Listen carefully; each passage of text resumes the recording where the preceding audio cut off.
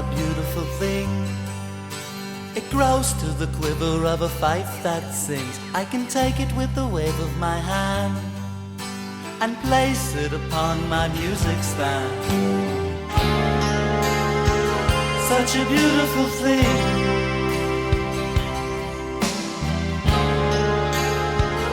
Such a beautiful thing. Okay, so thank you for joining us. And as always, I really want to just express my heartfelt appreciation that you are here and giving me this opportunity to think about something and focus on a topic and share my thoughts with you. It's really a miracle for me, and you are offering me a miracle by showing up here. And I am really, really grateful. I always want you to know that because it's the truth. Title of my talk today, Getting Clear About Miracles. I'm just going to spend some time talking about miracles, how they're defined, what I believe they are, and hopefully to challenge a little preconceived perceptions of some students about what miracles are. But before I get to that, there's an aside here. I want you to know that I'm making a fashion statement today because I have, if you notice, a white shirt and a black collar instead of a black shirt and a little white collar. And I've never seen this before. This is my own creation. So I want you to know that even if you're wearing a minister's shirt or a clerical shirt, you can still make a fashion statement. So this is my own little fashion statement. You can give me some little personal comments about it later if you want. But I had these white shirts that I couldn't wear anymore, so I figured out a way to wear them. So this is the first time I've presented like this, so I thought I'd mention it. Okay, since the title of A Course in Miracles is A Course in Miracles, you would think there might be some agreement about what a miracle is. And actually, there is very little agreement in the Course in Miracles community about what a miracle actually is.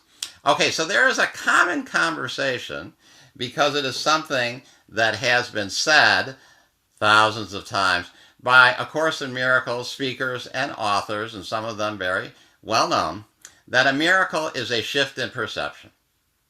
They say that. I've seen them say that on national television.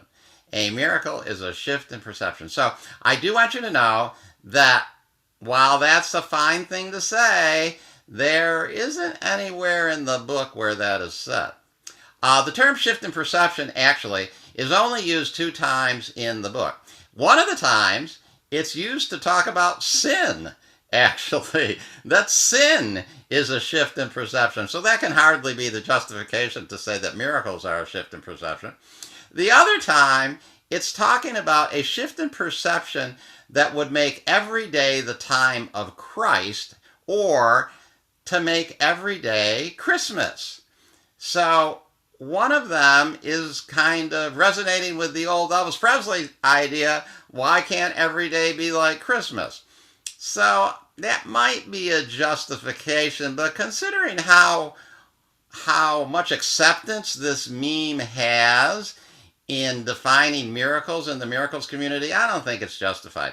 So what actually is justified is the thing that Rudy read, that miracles are actually defined quite early in A Course in Miracles, right where they should be defined, and they're defined as expressions of love. Miracles are expressions of love. Okay. One of the things that Rudy read said, miracles occur naturally as expressions of love. The real miracle is the love that inspires them. In this sense, everything that comes from love is a miracle. So miracles are expressions of love, and at a higher level, all love as it's coming into the plane is a miracle. So miracles have levels. There is the level of the expression of love that's maybe acted out, but then there's the higher level of all the love coming in. So the totality of love that inspires all the gestures of love is also a miracle. I want to give a shout out a little bit, or just a mention to the principles of miracles. Those of you who do not know, the very first section in the text lists, depending on the version of the book you read, 50, maybe 53 if you read the original edition, principles. And they each start with something like a miracle is, a miracle is. So it's 50 ways or 53 ways of defining a miracle. So miracles are defined as the very first thing you read in the text. And I've always thought of these principles kind of like the axioms that you had in geometry. Yeah, I took geometry in high school. Don't really remember it too much. But I do remember that in the beginning, there were these certain postulates, these certain things that you were just to accept as true. Like a straight line is the shortest distance between any 2 points. Okay, you weren't gonna spend any time arguing about that or trying to prove that. That was just an axiom, and you were going to accept it. Another one that I remember because it's mirrored in A Course in Miracles is things equal to the same thing or equal things are equal to each other. So, in A Course in Miracles, forgiveness equals salvation, equals atonement, equals healing. They're all equal to the same thing. They must all be equal to each other. Another axiom in geometry, the intersection of any two straight lines creates 4 angles, and the total of those angles is always 360 degrees. Okay, things like that. You weren't going to spend any time proving those things. Those things were just going to be accepted as true, and you went through and you read those and tried to memorize those before you took geometry. Okay, so I kind of think the principles of miracles are like those axioms. They're things you're supposed to read and just sort of accept that this is the way things are. This is how we're defining things, especially defining miracles. And we're just going to accept that because everything else is going to be built upon those things. And 4 times in those principles, miracles are defined quite clearly as expressions of love. Expressions of love. Get that meme in your head if it's not already there. Expressions of what's in a miracle? It's an expression of love. And interestingly enough, it's in the very first one. So the very first principle of miracle, which is the first paragraph of the text, in any version of the text, is there is no order of difficulty among miracles. One is not harder or bigger than another. They are all the same. All expressions of love are maximal. So a miracle is an expression of love, and they're all maximal. In other words, we do the best we can to express the love that we feel, and that is maximized just by the very fact of it being done. So I don't know why we don't hear this, and I don't know why more people haven't picked up on it. It's a beautiful idea, I believe, and it's practical, and it's real. And I do think there's the implication that these expressions of love are actually supposed to be gestures, interpersonal gestures, things that one person does for another person. I actually think they are doings, as A Course in Miracles calls them. One place in A Course it says, in all your doings be you blessed. God turns to you for help to save the world. I mean, that could just as easily have been said, in all your miracles be you blessed. God is turning to you to save the world, to offer the world miracles. I believe these are referring to loving gestures. I mean, the truth is, if you're practicing A Course in Miracles and you're giving and receiving loving gestures, you're going to be a nicer person. The world's going to be a nicer place. I mean, that's a simple result of the practice of A Course in Miracles. You're nicer. You're doing loving things for people all the time. In another place, it says, miracles are a form of healing, because miracles and healing are the same thing. They supply a lack. They are performed by those who temporarily have more, for those who temporarily have less. So while we are all equals, that doesn't mean that in any given moment we cannot be doing some interpersonal gesture of a loving kindness that is a miracle, because temporarily we have more than this person who may be a little needy at that moment. And the opposite, of course, is also true. Temporarily, sometimes we have less, and when we have less, we are open to people doing things for us. When I was going through my illness a few weeks ago, I was definitely open for people helping me because I needed the help, and it was a fine thing. I didn't have any hang up about it. So some people get hung up about it because if we're all equals and everything is perfect, what is there to do for anybody? And I think this is a form of intellectualization that just hangs people up. The Course says this actually in the first chapter. It says equality does not imply homogeneity. Now, I'm not pronouncing that right. Homogeneity is defined as the quality or state of being all the same or all of the same kind. So equality does not imply homogeneity now. So we are all equal, but that doesn't mean we're all equally manifesting at any particular time. The fact that we are all equal does not mean we are all manifesting that equality in the same way right in a now moment. You know, miracles of healing, I believe, are interpersonal extensions of healing love from one equal brother, sister, or other to another. In a now moment, when that equality is not apparent in the one sister, brother, or other that is in apparent need. And so in those moments, gestures are needed, actual physical gestures. And as logical as this seems, it gets fought in the miracle community. People want to make miracles this lofty thing that's ill-defined, that becomes very, very abstract. And I think that is, a problem. Now, if you are familiar at all with the early channelings, and I am, but I know a lot of people aren't, there's a lot of stuff that was channeled that Helen wrote in her notes that did not make it into the versions of A Course in Miracles, but they've begun to show up now, like in the Circle of Atonement edition, in the Cameo Essays, and in Helen's Notes, which was recently published. And Jesus is dialoguing with Helen a lot.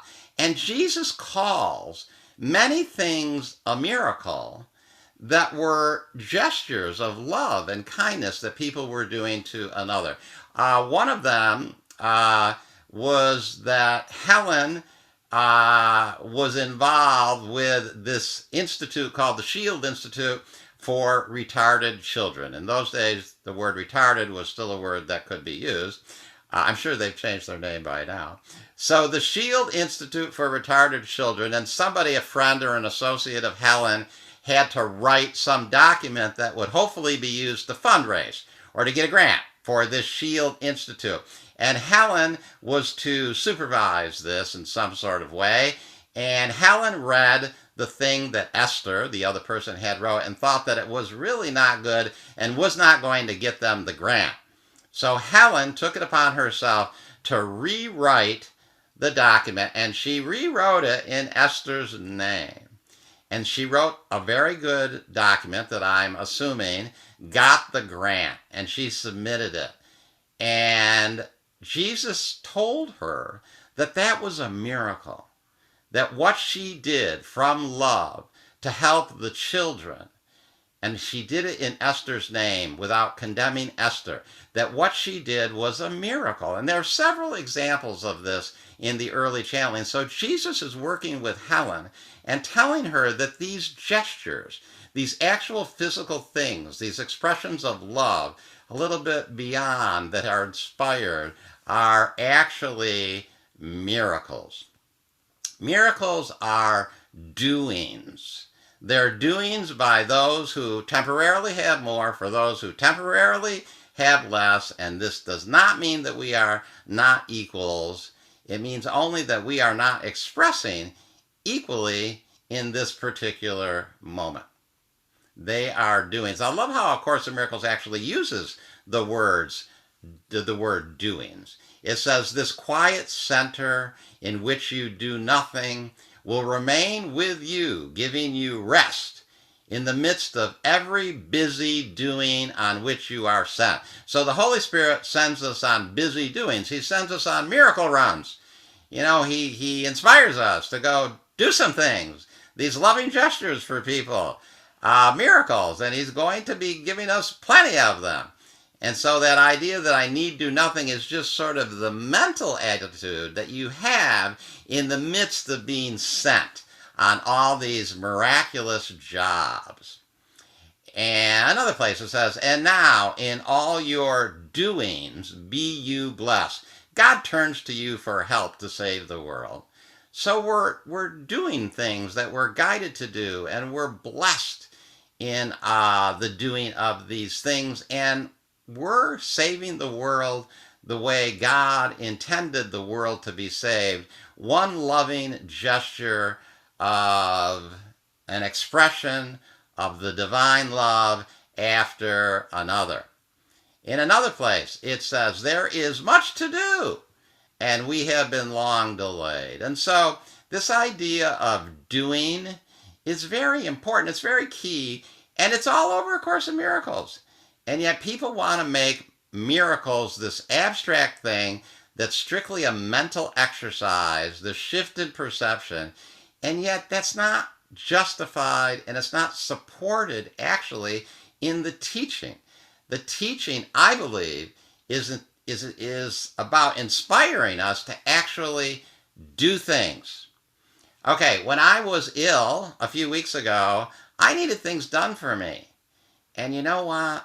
People did do things for me. Reverend Peter went and got my car, which they made me leave at Kaiser at the emergency room in a place where I would probably get tickets. And the next day, Reverend Peter went and got my car. Reverend Rudy brought me soup, delicious. I guess it's some kind of really thick minestrone soup with wonderful Italian bread. I think he brought it to me 2 or 3 times. He ran errands for me. He went and had someone go get my medication, which I really needed. He had someone go get a home COVID test for me, which I really needed so that I could get, test and declare myself, because the test showed that I was COVID free about 10, 12 days after I was diagnosed with COVID. Reverend Dusa Althea did an amazing run to the office, which she doesn't like to drive up there, and found her key and went into the office, and I needed some papers because I had been locked out of our financial services account, and I needed the number to call, and I needed our merchant ID number, and they were in the file cabinet, and I had to direct her how to get in the file cabinet. I mean, it was really, she had to do a lot of things that were outside of her comfort zone, and, it was an expression of love. It was a gesture of something she did for me. It was a miracle that she did those things. My friends, Bart and Charles, really supported me with alternative protocols to do, got me early vitamins and minerals and medications so that I could start my protocols earlier than I probably would have been able to if I was waiting for the scripts to be filled and waiting for supplements to arrive, which eventually did all arrive, but I got to start them earlier because Bart and Charles really did so much. I had everyone who was praying for me let me know that they were praying for me. I had my sister Sarah calling me up every day, and we were supporting each other because she was quite ill at the time too. But we were just there for each other in our manifestation of illness, really supporting each other very non-judgmentally. And if we needed a little moment to be upset about being ill and having a fever and having low oxygen levels, we knew that we could do it with each other. That was just a gesture of love and acceptance. That was a miracle. These are the things that are miracles. And we have to acknowledge them, and we have to do them. These are the things that Holy Spirit wants us to do.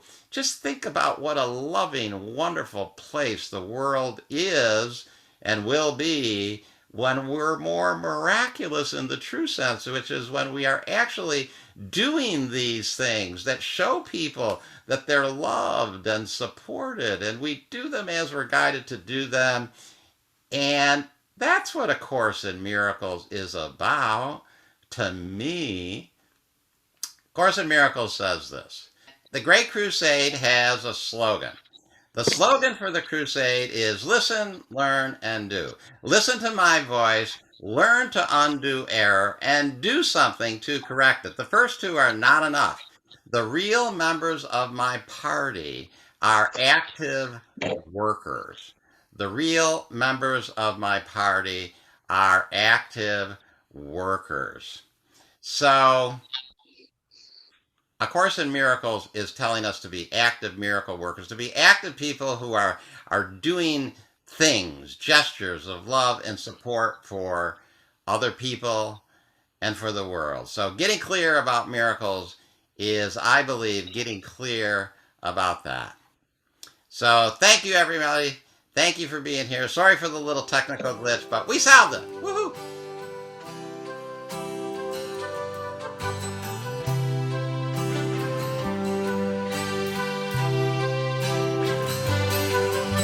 A flower is a beautiful thing. It grows to the quiver of a fife that sings. I can take it with the wave of my hand and place it upon my music stand. Such a beautiful thing.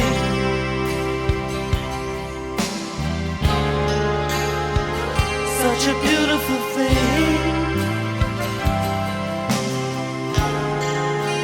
The world is a marvelous show.